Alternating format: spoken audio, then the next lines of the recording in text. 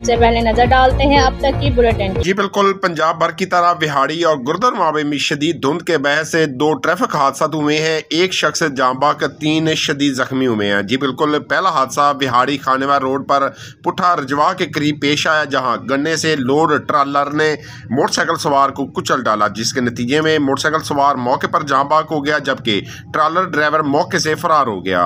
दूसरा हादसा मुल्तान रोड पर अड्डा गुलाम सैन के करीब पेश आया, जहां मुसाफिर बस और ट्रक के दरमियान आमने सामने से तसादम हुआ। तसादम के नतीजे में बस में सवार 3 मुसाफिर शदीद जख्मी हो गए। जख्मियों को DHQ अस्पताल बिहाड़ी मुंतकिल कर दिया गया। जी,